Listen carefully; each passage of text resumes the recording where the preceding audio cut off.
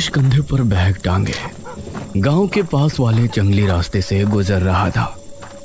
उसके हाथ में एक चिट्ठी थी जिसको पढ़ते हुए वो अपने कदमों को आगे बढ़ा रहा था। एक चौराहे पर आकर वो रुका।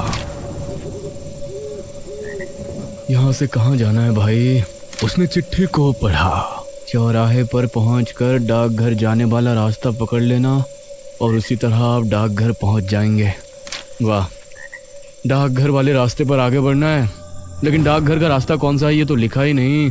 तभी उसने देखा कि एक रास्ते पर एक बोर्ड लगा है जिस पर डाकघर का रास्ता बताया गया है। शुक्र है भगवान का, वो उसी रास्ते पर आगे बढ़ गया। तकरीबन 15 मिनट चलने के बाद उसे जंगल के बीच एक डाकघर नजर आया। लगता है यही है। डाकघर के बाहर एक आदमी खड़ा हुआ था। क्या आप ही नए डाक बाबू हैं? जी हाँ, सही पहचाना। मेरा नाम महेश है। मेरा यहाँ डाक बाबू के लिए पोस्ट किया गया है।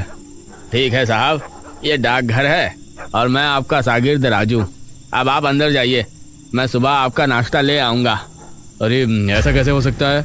आप मेरे शागिर्द हैं, ये आपकी ड्यूटी है। आप मेरे साथ नहीं रहेंगे तो कौन रहेगा? वो मुझे पता है साहब, लेकिन मैं रात में यहाँ नहीं रुक सकता। चाहे आप मुझे नौकरी से निकलवा दीजिए। हाँ। ये बात सुनकर महेश को बहुत अजीब लगा। ये कहकर राजू वहां से चला गया। कमाल है, मेरा शागिर्द होने के बावजूद मेरी मर्जी के खिलाफ चला गया। चलो कोई बात नहीं, बुजुर्ग आदमी है, क्या ही बोलूं। ये कहकर वो डाकघर के अंदर चला गया। डाकघर अंदर से काफी पुराना लग रहा था, लेकिन उसमें सफाई अच्छे से हुई थी। एक शेल्फ था जिसमें कई किताबें रखी हुई थी और आसपास लगे शेल्फ में फाइल और चिट्ठियां रखी थी। अरे, ऐसा लगता है कि यहाँ कई दिनों से कोई डाक बाबू नहीं आया है। उसने एक किताब निकाली और बिस्तर पर लेटकर पढ़ने लगा।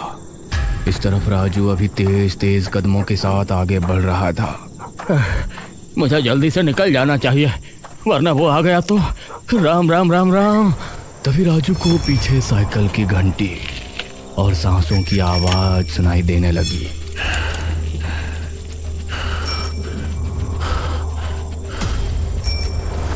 इन आवाजों को सुनकर उसका दिल दहल उठा। उसने पलटकर देखा तो उसकी आंखें खौफ से फट पड़ी।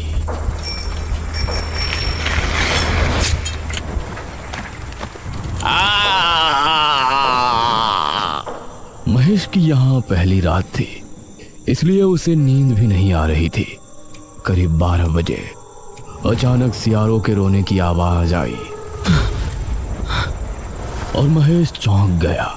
उसके हाथ से किताब छूटकर नीचे गिर गई। अरे, ये तो जंगल है, यहाँ तो ऐसी आवाजें आना आम बात है। मुझे इनकी आदत डालनी पड़ेगी। उसने किताब उठाई और फिर से पढ़ने लगा। तभी उसे कुत्तों के भौंकने की आवाज आई। अरे, अब इन्हें क्या हो गया भाई? वो उठा और उसने खिड़की बंद कर दी। फिर वापस आकर पलंग पर लेट गया। उसने किताब का अगला पन्ना पलटा। तभी उसे एक तेज सांस लेने की आवाज सुनाई दी।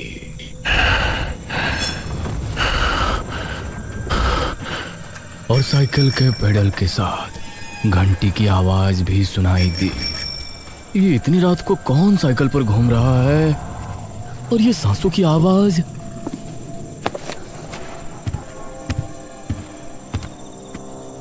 महेश को अब बाहर जाकर देखने की हिम्मत नहीं हुई। जो डर उसने कुछ देर पहले राजू के चेहरे पर देखा था, वो अब अपने दिल में महसूस कर रहा था। वो फिर से बिस्तर पर लेट गया। उसके माथे पर पसीने आ गए, यहाँ तक कि उसने अपने कानों पर हाथ रख लिए, लेकिन वो आवाजें अभी भी उसको सुनाई दे रही थी, जिसकी वजह से उसे पूरी रात में कुछ झपकियां आई, लेकिन नींद पूरी नहीं हुई। सुबह के 6 बजे जब घंटा बजा तो उसकी आंख खुली। हे भगवान, शुक्र है तेरा। उसने खिड़की खोली और आसपास देखा तो सब कुछ ठीक था।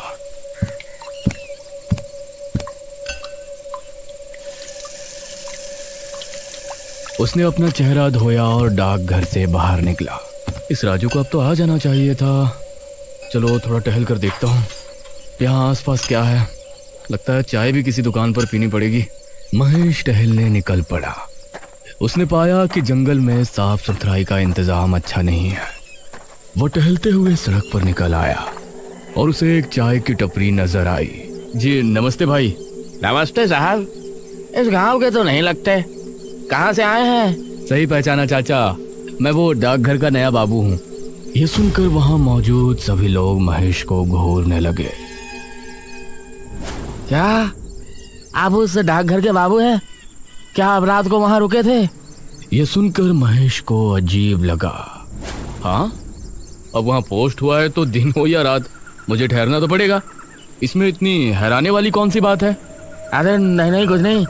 आपको कोई परेशानी नहीं है तो ठीक है, वरना हमने तो यही देखा है कि जो भी डाक बाबू आता है वो या तो रात को रुकता नहीं, और रुकता है तो अगले दिन भाग जाता है। चाय वाले की बात सुनकर अब महेश को राजू की बात ध्यान आई। कैसे वो भी वहां रुकने को तैयार नहीं था। चाय वाले ने महेश को चाय का कुल्हड़ थमा दिया, लेकिन महेश उसके चेहरे पर डर के भाव साफ देख पा रहा था।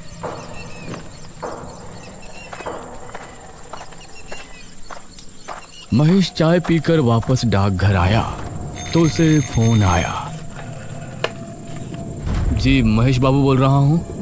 डाक बाबू, मैं गांव का मुखिया बोल रहा हूँ। वो असल में आपका शागिर्द आज आपके पास नहीं आएगा। अरे लेकिन क्यों नहीं आएगा मुखिया जी? मैंने तो अभी नाश्ता तक नहीं किया। अरे वो कोई बात नहीं, हम कुछ दिनों में नया शागिर्द आपको दे देंगे। खाने पीने का इंतजाम आपको मैं करवा दूंगा, बस आप कुछ दिन इंतजार कर लीजिए। बड़ी अजीब बात है, कोई पूरी बात बताता ही नहीं। महेश ने फाइल निकाली और अपना काम करने लगा। दोपहर तक उसने रजिस्टर का काम किया और फिर दोपहर से शाम तक चिट्ठियां बांटने गया।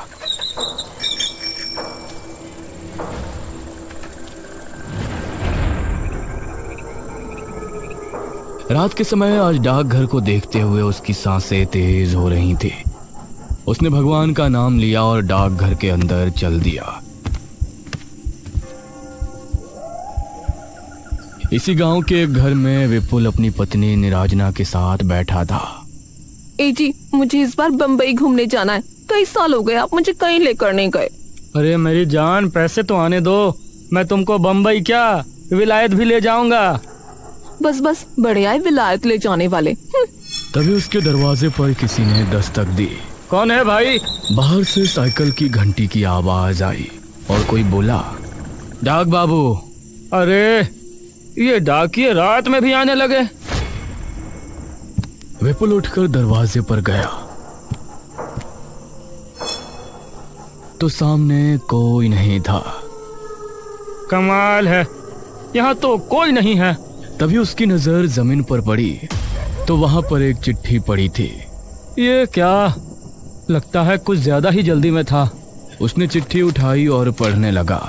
विपुल, मुझे पता है कि तुम्हारे घर की हालत इस समय ठीक नहीं है। तुमको पैसों की सख्त ज़रूरत है और तुम पैसों के लिए कुछ भी करने को तैयार रहते हो, यह भी मुझे पता है। अरे कौन है ये जो मेरे बारे में इतना जानता है? तुम्हारे लिए एक काम है। आज रात 1 बजे के समय डाकघर के पीछे वाले बरगद के पेड़ पर चले आना। मैं तुमको वहाँ मिलकर काम समझा दूंगा। सिर्फ 1 दिन का काम है और उसके तुमको पूरे 5,000 रुपए दूंगा। यह पढ़कर विपुल के चेहरे पर मुस्कान छलक आई। क्या हुआ, क्यों मुस्कुरा रहे हो? किसी की लुगाई का खत आया है क्या? अरे नहीं नहीं, एक काम आया है मेरे लिए, उसे कर दिया तो 5,000 रुपए आ जाएंगे एक ही दिन में। अरे लेकिन है कौन जिसने ये भेजा है? अरे तुम आम खाओ, पेड़ मत गिनो। विपुल मुस्कुराया। उसने चिट्ठी को रख दिया और 1 घंटे बाद घर से निकला। उसके चेहरे पर मुस्कान थी, लेकिन दिल में एक सवाल भी था। एक ही दिन में 5,000 मिलने वाले हैं तो जरूर कोई बड़ा काम ही होगा। ये कहते हुए वो आगे बढ़ रहा था और अभी जंगली रास्ते पर ही था। तभी उसको साइकिल की घंटी सुनाई दी, जिसे सुनकर वो रुक गया। कौन है? उसने पीछे मुड़कर देखा तो वहां कोई नहीं था। अब वो फिर से आगे बढ़ने लगा, लेकिन बार बार साइकिल की घंटी की आवाज उसे सुनाई दे रही थी। वह डर को काबू में रखते हुए बरगद के पेड़ के पास पहुंचा। अरे यहाँ तो कोई नहीं है, बरगद का पेड़ तो यही है। अरे कौन है भाई, क्या मेरा उल्लू बनाया है? उसने इधर देखा तो आसपास कोई नहीं था। तभी उसने देखा कि कई कुत्ते भौंकते हुए उसकी ही तरफ आ रहे हैं। अरे ये इतने सारे कुत्ते कहाँ से आ गए? वो कुत्तों से डरकर भागा। कुत्ते उसका पीछा करने लगे। काफी देर भागने के बाद अचानक उसे साइकिल की घंटी सुनाई दी और उसके कदम रुक गए। सामने की ओर से एक आकृति उसे अपनी ओर आती नजर आई। इस आकृति से समझ आ रहा था कि कोई शख्स साइकिल पर बैठा उसकी तरफ आ रहा है। कौन है? वह आकृति साफ होती। इससे पहले ही पीछे से आ रहे कुत्ते विपुल पर टूट पड़े और उसकी चीख जंगल में गूंज कर रह गई।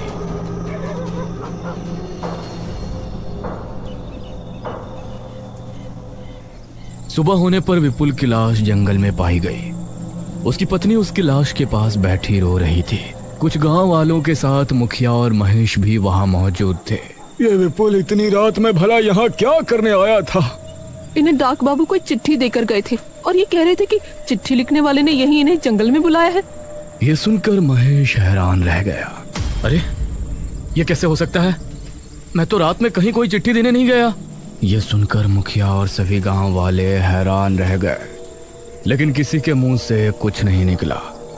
इस घटना को देखकर महेश के मन में कई सवाल उठे, लेकिन जवाब देने वाला कोई नहीं था। वो डाकघर वापस आया और अपने काम में लग गया। अगली रात मुखिया की बेटी नुपुर अपने पतिदेव बलदेव के साथ अपने घर पर बैठी बातें कर रही थी। तभी दरवाजे पर दस्तक हुई। जरा देखो तो जान, कौन है दरवाजे पर? अरे मैं क्यों देखूं? पूरा दिन काम करके थक चुकी हूँ, तुम देखो। अरे इतने बड़े घर में रह रही हो, फिर भी मेरी जरा भी कद्र नहीं है तुमको।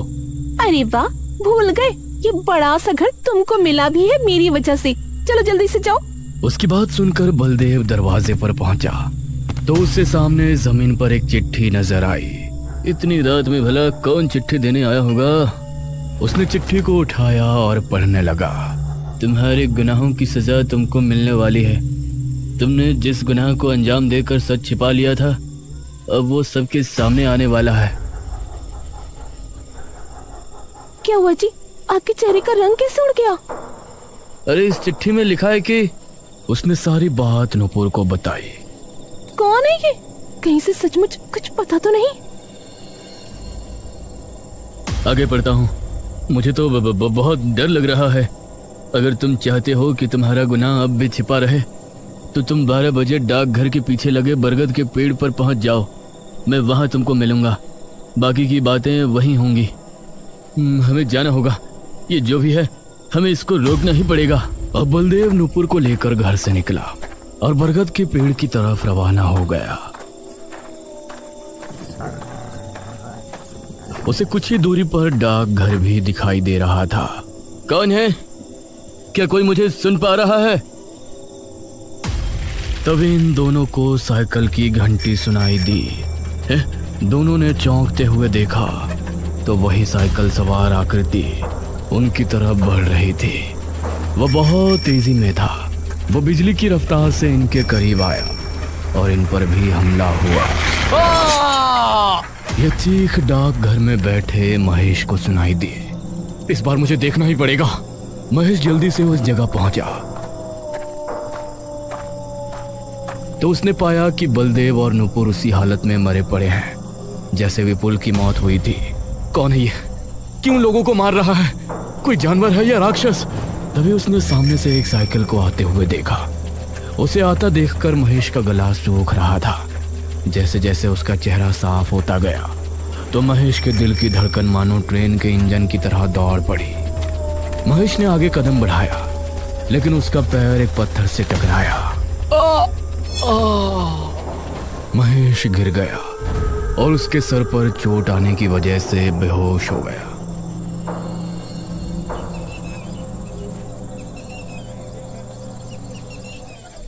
सुबह जब उसकी आंख खुली तो गांव के कुछ लोग और मुखिया भी वहां मौजूद था। मुखिया अपनी बेटी और दामाद की लाश के पास बैठा रो रहा था। आज गांव के लोगों का डर अपनी सीमा के बाहर नजर आ रहा था। ये सब क्या हो रहा है मुखिया जी? अब और 2 मौतें हो गई। मुखिया बस रोए जा रहा था। महेश ने पास ही पड़ी चिट्ठी उठाई जो इन दोनों को मिली थी। उसे पढ़कर महेश का दिमाग घूम गया। कौन हो सकता है जो मेरी जगह लोगों को चिट्ठी देकर यहाँ बुलाता है और उन्हें मार देता है? डाक बाबू, यह डाक घर ठीक नहीं है। आप भी ना जाने कैसे यहाँ टिके हुए हैं, वरना यहाँ जो भी आता है एक दिन में ही डर कर भाग जाता है। सच कहूं तो मैं भी भागने वाला था, लेकिन मुझे नौकरी की सख्त जरूरत है, वरना रातों को साइकिल की आवाजें, कुत्तों की भौंकने की आवाज और सियारों के गुर्राने की गरज, इन सबसे डर तो बहुत लगता है। क्या आपको भी वो आवाजें सुनाई देती हैं? हाँ, आप लोग मुझसे क्या छिपा रहे हैं? जब आप उन आवाजों के बारे में जानते हो तो कुछ और भी जानते ही होंगे। इस पर मुखिया ने जवाब दिया। हमारे गांव में गायत्री नाम की एक विधवा अपने बेटे आर्यन के साथ रहा करती थी। उस समय मैं मेरे घर का निर्माण करवा रहा था। वह वहां मेहनत मजदूरी करती थी, अपने बच्चे को पाला, उसे अच्छी तरह पढ़ाया लिखाया था। आर्यमान ने पढ़ लिख कर अपनी माँ का नाम रोशन किया और इस गांव का पहला डाक बाबू बना। लेकिन ना जाने एक दिन उसके साथ क्या हुआ, उसकी लाश जंगल में बुरी अवस्था में पाई गई, जैसे उसे किसी खूंखार जानवर ने नोच खाया हो। उसकी मौत देखकर उसकी माँ सुध-बुध खो बैठी थी। उसके बाद से जो भी डाक बाबू यहाँ आता है तो उसको साइकिल की घंटी सुनाई देती है और अजीब अजीब डरावनी आवाजें आती, और कोई भी डाक बाबू यहाँ एक दिन से ज्यादा नहीं ठहर पाया। यह सुनकर महेश की उत्सुकता और बढ़ गई और उसने तय किया कि आज रात वो पता करके ही रहेगा कि सच्चाई क्या है इस रहस्य साइकिल की घंटी का और कुत्तों के भौंकने का।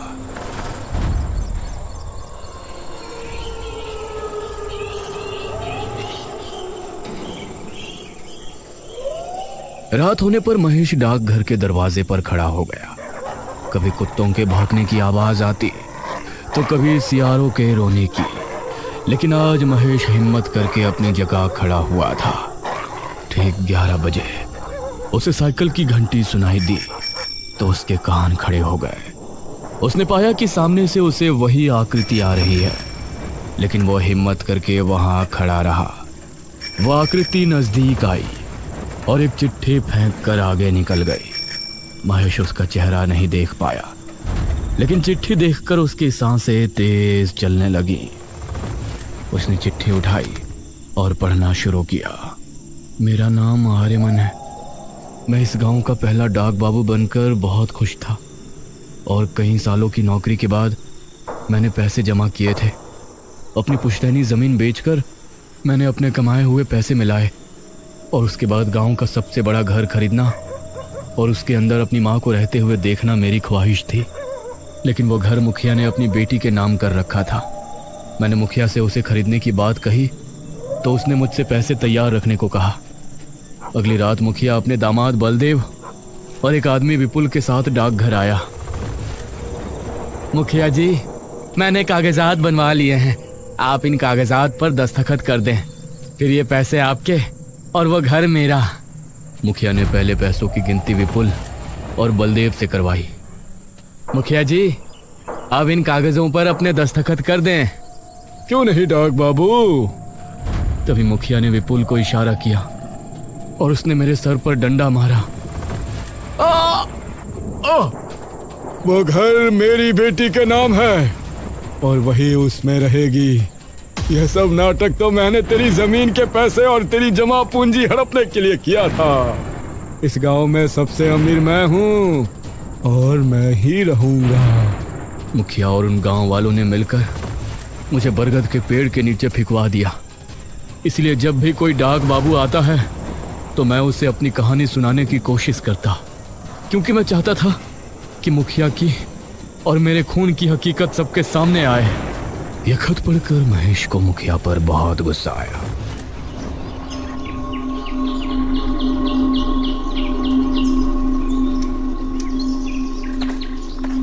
वो अगली सुबह मुखिया के घर पहुंचा।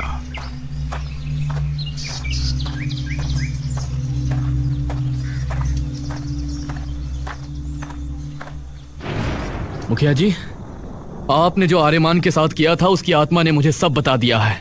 अरे अरे ये क्या बकवास कर रहे हो तुम? अगर अपनी भलाई चाहते हो तो आज रात डाकघर आ जाना। मैंने एक तांत्रिक को बुलाया है। वो तांत्रिक आर्यमन की आत्मा को कैद करके ले जाएगा और फिर इस गांव से उस आत्मा का खतरा हमेशा के लिए खत्म हो जाएगा। मुझे भी उससे तभी छुटकारा मिलेगा। यह सुनकर मुखिया के चेहरे पर मुस्कान छलक आई। ये हुई ना बात। मुखिया बहुत खुश हुआ।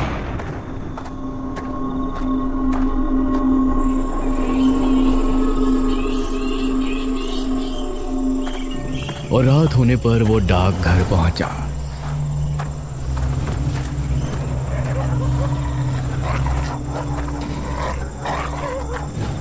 अरे महेश, तुम तो किसी तांत्रिक को बुलाने वाले थे ना? कहाँ है वो तांत्रिक? अब आप आ गए हैं तो वो भी आता ही होगा। उसके इतना कहते ही साइकिल की घंटी की आवाज सुनाई दी। मुखिया के चेहरे का रंग उड़ गया। दोनों को सामने से आकृति नजर आई और कुछ ही दूरी पर आकर वो रुक गई। ये क्या है? तूने मुझे मारकर अच्छा नहीं किया मुखिया। अब मैं तुझे जिंदा नहीं छोड़ूंगा। अरे ये क्या है महेश? उसकी आत्मा हमारे सामने है। अरे जल्दी से तांत्रिक को बुलाकर इसे कैद कराओ। क्या तुम भी इससे मिल गए हो? अगर किसी को भी बताया कि इसे मैं नहीं मारा था तो मैं तुमको भी जिंदा नहीं छोड़ूंगा। हाँ। उसी समय वहां छिपा कोतवाल सामने आया। मुखिया जी, मैंने सब कुछ सुन लिया है। अब अपने आप को कानून के हवाले कर दो। कोतवाल को देखकर मुखिया हैरान रह गया और भागने लगा। तभी आर्यमन की आत्मा ने उसे हवा में उठाया अरे! और उसे बहुत ऊपर से ले जाकर छोड़ दिया। ज्यादा ऊंचाई से गिरने पर मुखिया की मौत हो गई। अब मेरी माँ को उस घर में पहुंचाना भी तुम्हारा ही काम है महेश। मैं जरूर करूंगा।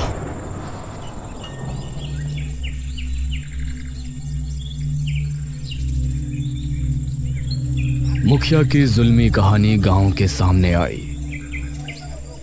अब महेश के बयानों को लेने के बाद कोतवाल के जरिए आर्यमन की मां को उस बड़े से घर में रहने की इजाजत मिल गई। उसे अपने बेटे की मौत का गम था, लेकिन उसका सपना पूरा होने की खुशी भी थी। उसके बाद महेश अच्छे से अपने काम में लग गया। अब रात के समय जब भी उसको साइकिल की आवाज सुनाई देती तो वो डरता नहीं, बल्कि समझ जाता कि आर्यमन उसे अपने अंदाज में धन्यवाद कह रहा है, क्योंकि उसी की वजह से उसकी माँ आज बिल्कुल सही जगह अपने घर पर है।